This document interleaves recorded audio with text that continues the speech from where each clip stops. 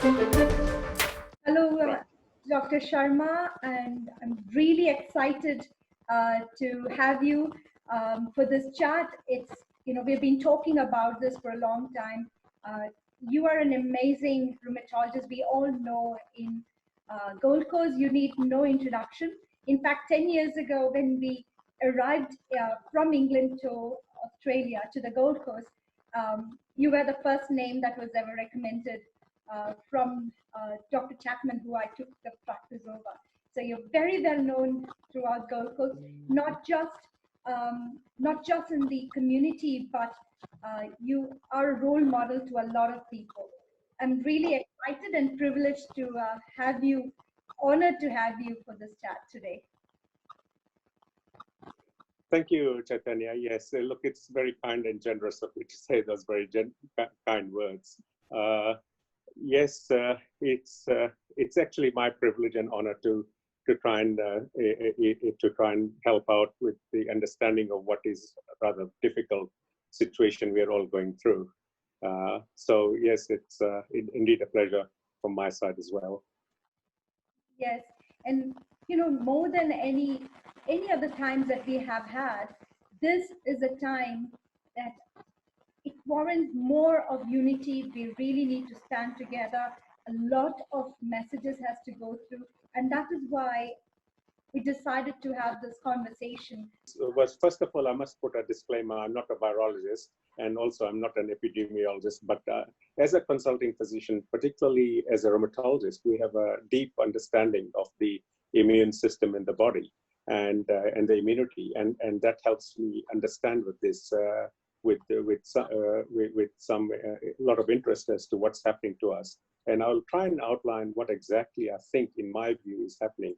Though there is a lot of uncertainty around this because it is really knowledge on the run. And when all the water's washed up, we'll probably have a better idea. But right now, I think the important thing is to understand what a virus is, what it is doing to us, why and how we need to focus on this, and why is it important to do things. So let's start with what exactly a virus is. There is argument actually whether a virus is a living organism or not. It is actually on the outsides of a living organism. Excuse me, just 1 second. It does have either a DNA, which is the basic particle of a cell, or an RNA. It can't have both, and it cannot replicate itself. So it is really a parasite, effectively. And what happens is it needs a host cell. So you have these viruses which are in the system, outside in the world, and in animals. About 1.7 million viruses, I think, in the animals, they said. I stand to be corrected on that, but roughly they said that's the amount we know, and there are probably more. So these are zoonotic, meaning they are in animals. And now for them to then move on to, for them to survive, they have to enter a host cell. And then when they enter the host cell, they then get what is called a transcription, right? And so what will happen is that they take over the DNA from the host cell and then replicate, and then of course kill the cell, and then they replicate into others, and that's how it all spreads in the host cell. So usually, what is unusual about viruses, or this virus in particular, is that, and that's my understanding of it, is that it was a zoonotic virus, meaning it was in the bats and pangolins and all of some of those things. And how it has jumped species is the interesting thing. And for a virus to jump species, meaning from an animal to a human being, and then do human-to-human transmission, the issue really is it has to develop particular structures. So you see, supposing this is the cell, right? Okay, a human cell. Can you see that? Yeah. And then for the virus to come inside the cell, it has to develop what is called spikes, etc., for want of a better word. And then those spikes have to attach to the receptors on the cell surface. And in this case, these are known as what is called the ACE2 receptors largely, right? And then it is through that process, by attaching to the cell receptors, they're able to go inside. Now, of course, if there's no receptors, then they can't go in, and and then they can't replicate. So this is how the virus works, actually. So the coronavirus, for example, is about 400 nanometers, right? Which is about 1,000 times smaller than 1 grain of salt. And so one coronavirus is about 1,000 times smaller than 1 grain of salt. Invisible enemy, isn't it? Invisible, really. Yes, yes, it's an unseen enemy, and the viruses. The origin of this was quite interesting, because it was first discovered, believe it or not, by looking at the tobacco mosaic disease. In the tobacco leaves, there was a mosaic disease, and because cigarette smoking was very important, just about 100 odd years ago, in I think 1886, Mayer, a German scientist, found that there was something other than bacteria which caused the tobacco mosaic disease, which was killing the tobacco and reducing the effectiveness and cost solutions for the tobacco industry. And then a bit later, there was a Russian student, actually a medical student, I think he was, and he discovered that by filtering it, doing ultrafiltration, he was able to confirm that there's things other than bacteria. And so these were quite small, which was causing the tobacco mosaic disease. So yes, the tobacco has contributed to our knowledge of viruses, but we were only able to see it and really discover it in the 1930s when the electron microscope came. Wow. And that's when we discovered the virus. So it has been an interesting, long journey. The virus, of course, has been there ever since humanity, but we've only known about it from the early 1930s, once the electron microscope came. It's amazing how something that was always there ever since man existed was only brought to light just less than about 90 years ago. What you mentioned about the virology, how it enters a human cell is quite interesting. And now it's also been found in animal as well, like a tiger got tested positive. So it's strange, but it's interesting as well how the tiger got infected, like how, animal to human, human to human, but then human to animal. Is that, do you think? Yes. So pets? Yeah, I thought that was quite strange. Yes. Yeah. I actually, I must say, I couldn't find any information on that tiger. So I did see that on the news feeds that the tigers got infected, but that information was not there. And that would surprise me because it cannot mutate so quickly. It has to have, you have to have those spikes and those receptors specific to the receptors of the tiger cells. And unless there's some sort of homogeneity with our cells and the tiger cells, I can't explain that. I'll have to really look in, but I couldn't find that information about the tiger. Exactly, and so far we haven't got any information about any pets getting affected by this, or having any casualties. Nothing reported yet. So hopefully more will be. Yes. More data will be coming. So have you? I find it very interesting that the mortality is so different between different countries in the world, and there could be a lot of factors that could contribute to it. Like when you look at countries which started of China, then Italy. Italy was a disastrous situation they went through. Then US, UK. And when on the other side, you look countries like Vietnam, New Zealand, and we have done so well. What is the difference? It is the same virus. Why is it different? We see a lot of recovery stories, thank goodness, rather than the other way around. What makes it different from different countries? Any thoughts on that? I know it's a difficult question, but yes, it is. And I mean, when you read that and you look at, currently we have about over 3.5 million people with 250,000 odd deaths as we speak.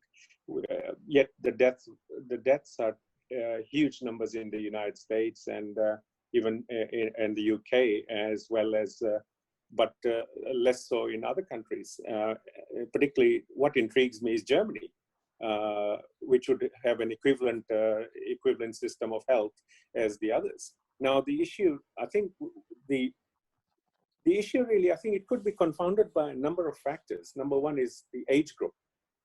So what they say that in America, 1 in 3 of the deaths are in older people in the nursing homes. So that's one. And in Lombardy, particularly in the northern Italian part, that's where there's a lot of older people staying there. So that could be one. It could be also high density living, right? Epidemiologically, when you have high density, a lot of people in a smaller area, the risk of spread and the concentration of spread is much higher. Then, I'd like to spend a few minutes later on that spread. It could be the poverty, but I think the other main thing is, I think the testing. I think a test, and correct me if I'm wrong, it costs about $35–40 per person, but it's different, of course, in different places. And also we've heard that certain test kits have not been that effective or not right, and they had to be returned to the source, to the origin. So that whether some of the poorer countries are getting these defective test kits, I don't know. I think we don't know. It'll all come out in the wash. Yes. But I think there's a number of factors. But I suspect the biggest reason is the testing. Yeah. And I think the other problem is the reporting of death. Now, that is very inconsistent across the world. It's interesting, isn't it? I mean, we haven't, with all this modernization, we haven't worked out a way of reporting death correctly. So you could say, well, a number of deaths in hospital, right? But that is not accurate. I mean, that as the UK has really started correcting that it's the deaths elsewhere. And it could be that in more developing countries, people are dying at home, and then they get cremated, because a lot of our cultures really, because of lack of mortuary facilities in the past, a lot of the cultures are that you either cremate or bury them within a day, right? We don't keep, and so it could be that. It could be just underreporting of the death. Yep. As part of it. You mentioned that you want to talk a little bit more about the virus, what it does in different countries. I'd love to understand, let you talk a little bit more on that. Just waiting to hear from you. So let's look at how it spreads, right? And this applies to practically all viruses, including influenza A and B, which, as you know, a lot of people die from that every year as well. And again, it's the elderly who succumb to this more. Now, so when you have a sneeze, right, or a cough, it goes, the particles are disseminated at roughly 18 to 20 miles an hour. It's now being worked out that, and it can go up to about 100 and about 1 to 2 meters, I think, in an aerosol. But of course, it's concentrated, right? So at the source, it's much more concentrated, and then as it gets further and further away, it gets diluted in the air, right? And in the open air, it's much less there, much less infectivity. So, and that is why social distancing is so important. I think that is the most critical thing of this virus, or any viral illness, or any pandemic, is social distancing. So if I'm close to a vector, right? If I'm close to an index case, and I'm within, say, 20 centimeters or 30 centimeters of that person, and that person sneezes, even if I'm not right on their face and I'm on the side, I will have a high load. And when I get a high load, the chances of me getting infected are much higher, right? Or if they have sneezed and they've done that and sneezed or coughed doing that, which is not right, and then they say about an hour or two later, come and shake my hands. Well, I'm going to get it, right? So, and then with that, I then touch my face. That's how we are going to transmit.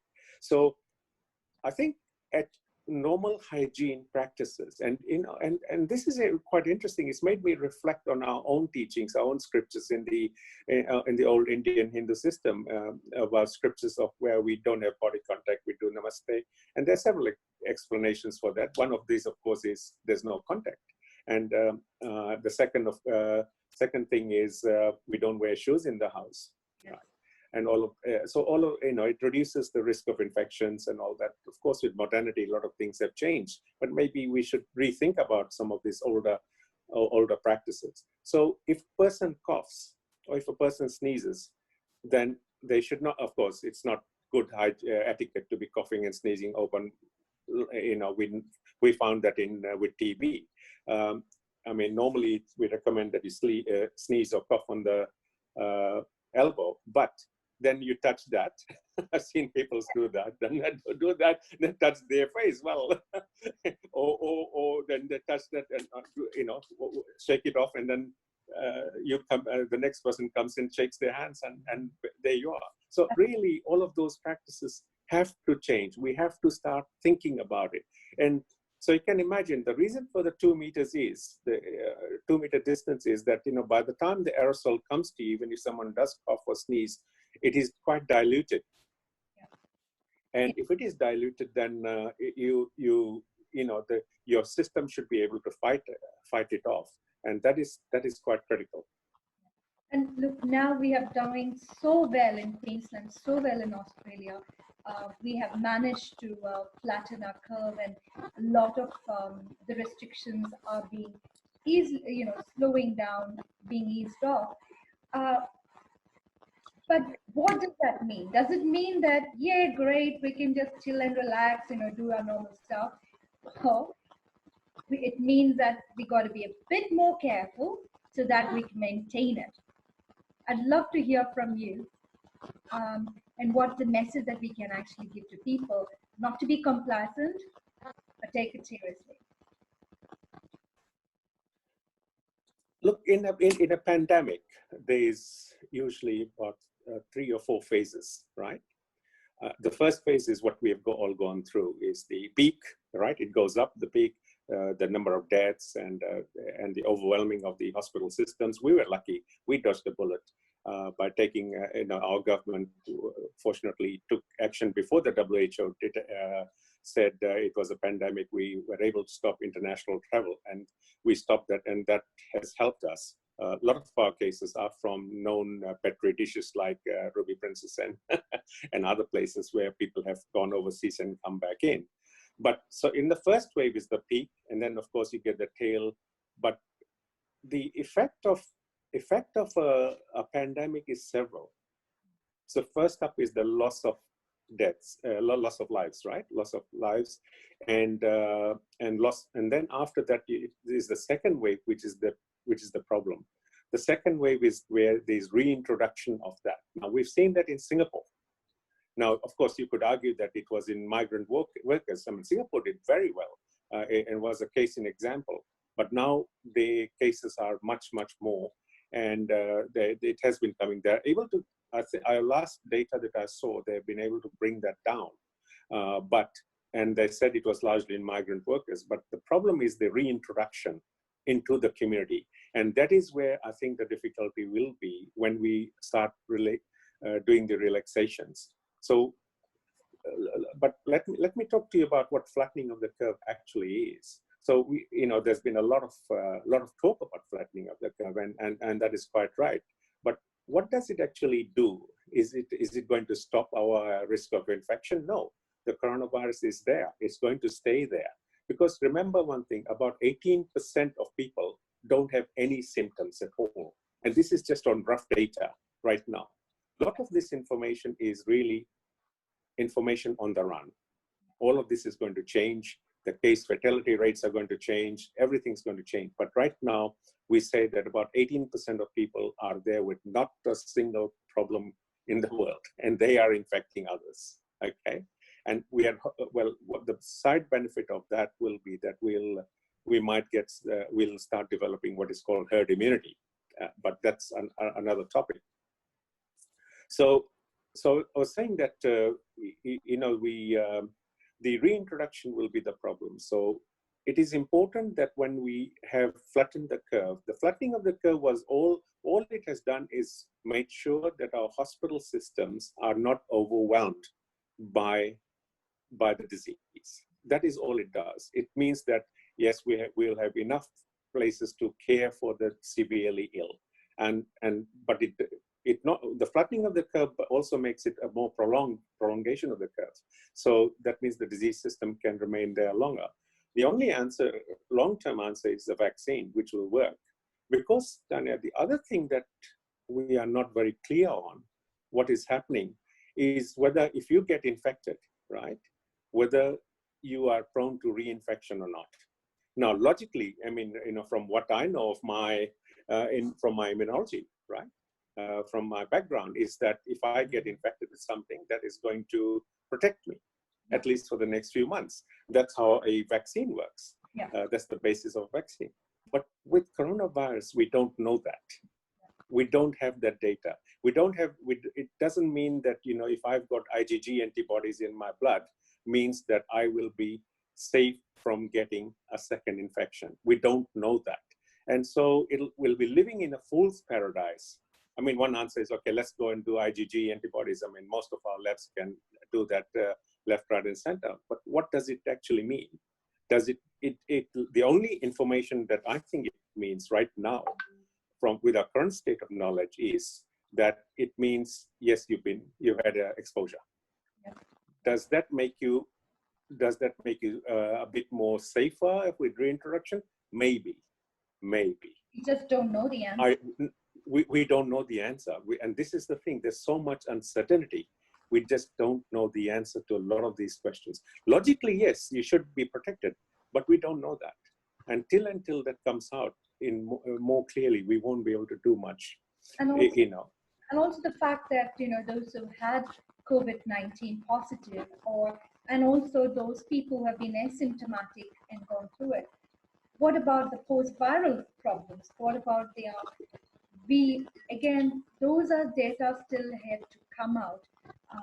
Yes. Course, we just don't know whether they're going to have we have this chronic fatigue syndrome, and a lot of people suffer with different diseases, which you are an expert of.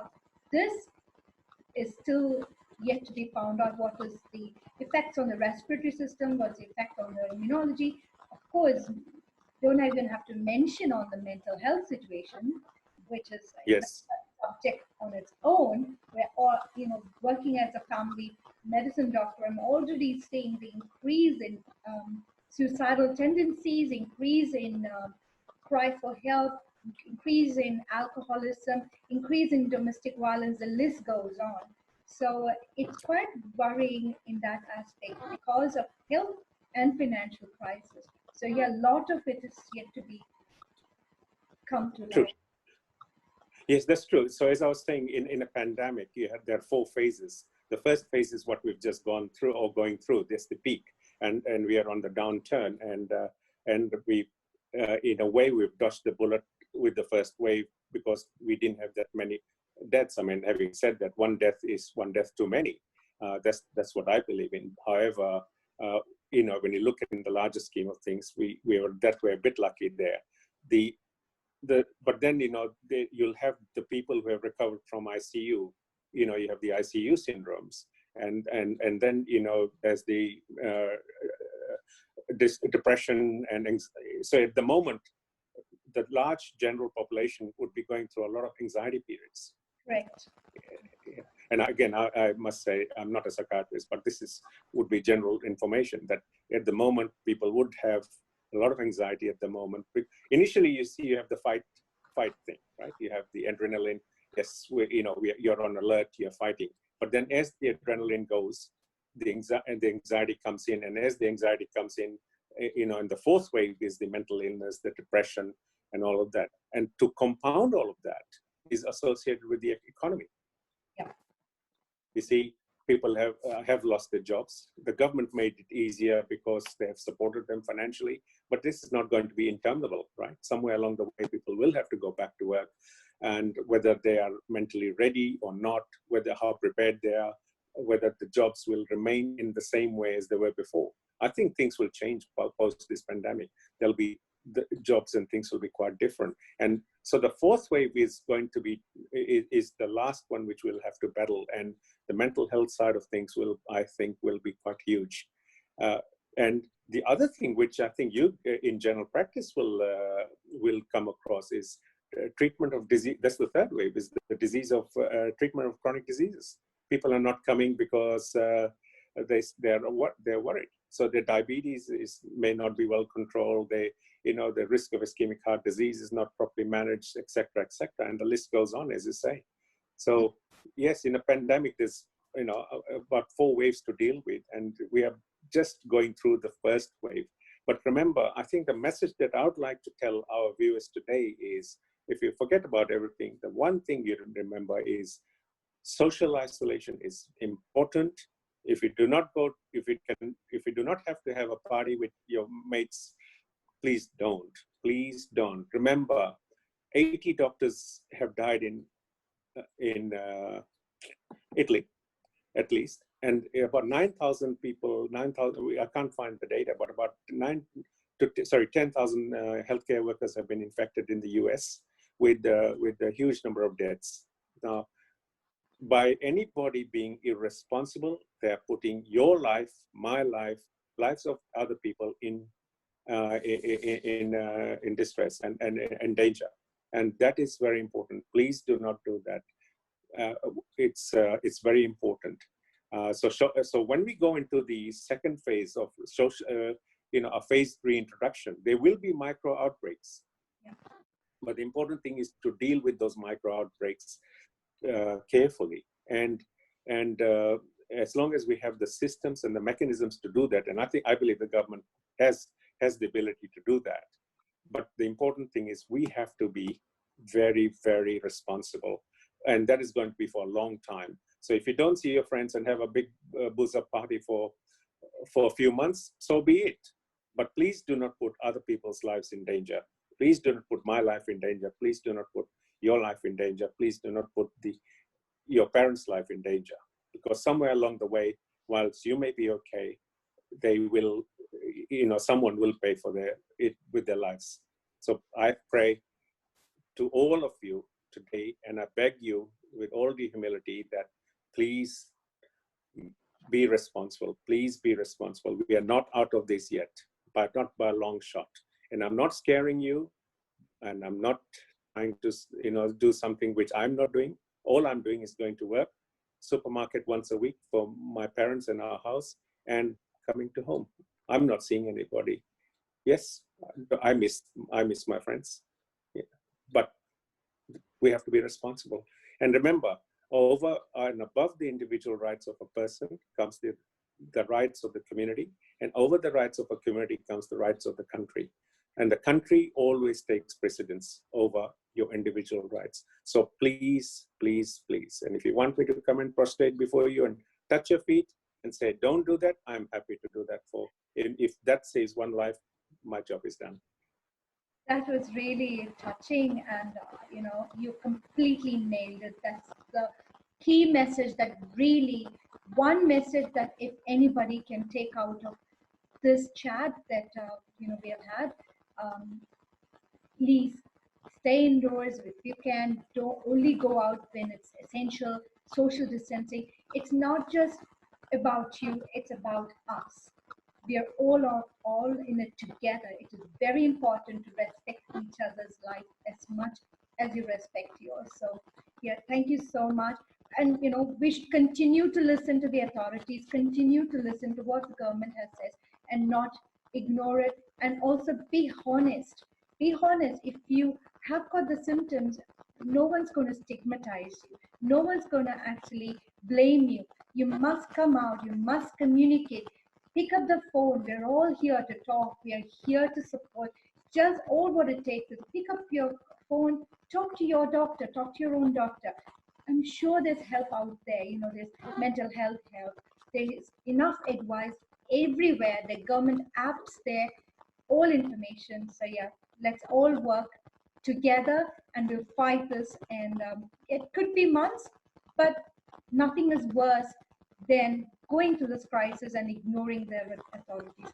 Thank you so much, Sunilji, and you have a very safe time ahead, and take care, and I'm looking forward to talking to you more, and next I would love to talk to you about rheumatology and how it's affecting people on immunocompromised immunocompromised people, and people on steroid, and people on disease modifying drugs. um, could you tell me a little bit on that, if that's okay? Yes, sure. Oh, sorry, there was one more other thing that I wanted to say. Please join the government's COVID Safe app, because that is one way we are going to ensure traceability, which is quick and safe. So please do not go around thinking that this is some sort of, yes. The WhatsApp. Sure, you have done as well. I have uploaded mine. Sorry? I've uploaded on mine, yeah. the COVID Safe app. Yeah. It's very easy. COVID Safe, I've got it. Yeah. And I'm not. Yeah, I did that at 6:05. Exactly. It's not difficult at all. And I'm not a computer or technical expert at all. It was so easy, and it isn't actually, I didn't feel unsafe having that app on my phone and being tracked, because I felt more safe that I'm actually entrusting my safety in government's hands, the authorities' hands, by listening to the current rules and the restrictions and all that. Because I know it's there for a reason. It's there to protect you, me, the health workers, the older people, everybody in the community. Yeah. Yes, absolutely. Yes. Please join, everybody listening. Please join and tell 5 other people to join. And if we'll do that, we'll be through this quicker and and the economy will recover. With regards to your question with rheumatoid arthritis, it's fascinating. This is initially I was quite worried with the when because you see you with viruses, one thing is you can predict things. It follows a mathematical model, right? And it took me back to my training days, and I remember the exponential graph you have. So it's interesting. We use that, and in fact, Mina's my wife, as you know, she and we used that to cancel our trip to Europe in May, but we canceled in February, right? So, and some might argue that we are being overcautious, but I mean, I think in hindsight that was the right decision to do.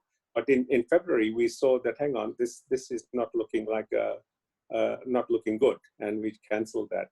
So you see the virus goes. If you work out the doubling time, it's very easy to work out, and that is quite easy. It's very easy to work out the number of cases, and so.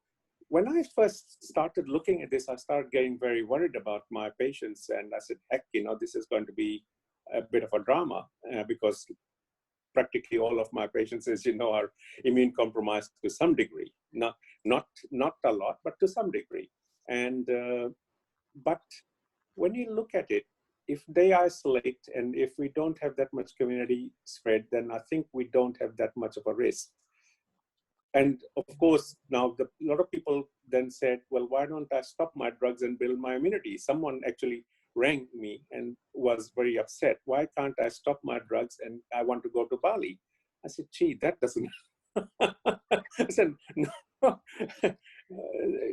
happy to give you a letter. And, the irony was I was giving everybody letters not to go to on cruises and Bali and whatever from February. But I couldn't give myself a letter, so I lost out on that one. So people are saying, can I build my immunity and do that? But no, it doesn't work that way. So people with rheumatoid or psoriatic arthritis and all, their immune system's dysfunctional anyway, to some degree, and they are more prone to infections anyway. Now, of course, we've heard all the rumors about hydroxychloroquine and all that. We don't know whether that actually protects people from getting an infection. We don't know that. It might be helpful in the early stages. The data will come out with that. My reading is that it probably may help in the early stages. But what is actually killing people? right? Now let's actually get there. Is it the virus which is killing people? No, it's not. It's your body's immune system which is killing you. And so in the immune system, in our body, we have two types of immune system. One is the innate immune system. This is what we are born with. So every child is born with this. And then you have the adaptive immune system, where you are adapted to new infections, et cetera, and that's where the vaccines come in, right?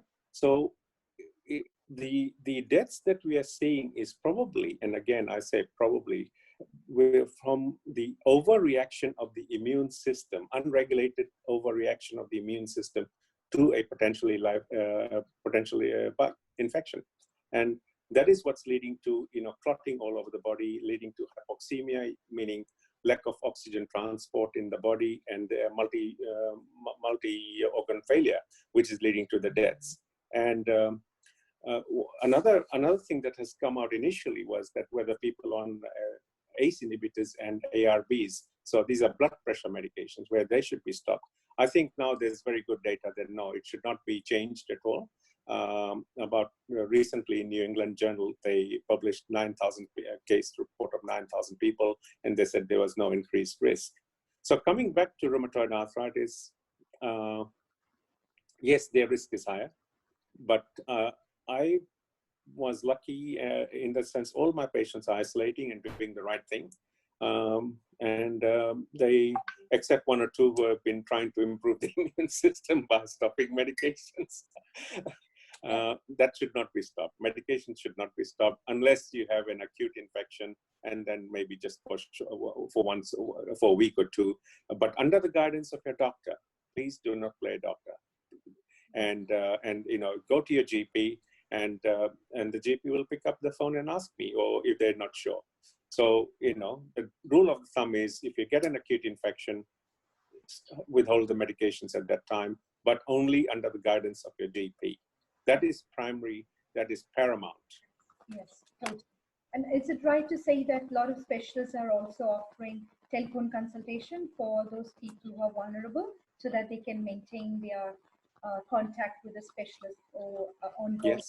Yes, I'm doing telehealth consultation in a lot of patients. We are offering that to them, and because of difficult times, we are just bulk billing them as well. So there's no issues there. And I think, but telephone consultation is very difficult. It's not the same. I agree. You're missing the face-to-face emotion. When you diagnose somebody, it's not just numbers. It's not just what you hear. No. Look at a patient as a whole. You have that impression. Yes. Examination and so on and so forth. It's challenging, but it's there for a reason. I understand, but yeah, not easy. Not the same. Yeah. The non-verbal cues are very important in a consultation, and I think that is virtually impossible in a telephone consultation. And even in the video link, most people can't work. Most of my patients can't work the video, so we have to do telephone. I mean, they just can't do it. Exactly. But having said that, still, if there's a question, if you're in doubt, if you're anxious, if you're not sure, definitely patients should call their own doctor and should be able to talk to the doctor and get the right advice rather than Googling, rather than using Dr. Google. It's better to use your own doctor to get the right up-to-date information. You're not very kind, Tanya. You should. It's not Dr. Google. He's Professor Emeritus Sir Google, and whatever. He's just not an ordinary doctor, Dr. Google. Professor Emeritus. Totally. All right. I love talking to you. I could go on forever. You're just a beautiful person inside out. And yeah, I'm really enjoying this conversation. But I think we'll close it for the moment, and we'll keep some for the next time as well. It's amazing. The wealth of knowledge that you've shared with the viewers and everything. Thank you very much, and have a good week ahead. Bye. Thank you. And thank you to all our viewers. Thank you, Tanya. And keep up the great work you're doing. Thank you very much. Happy to support anytime. Thank you. Bye-bye.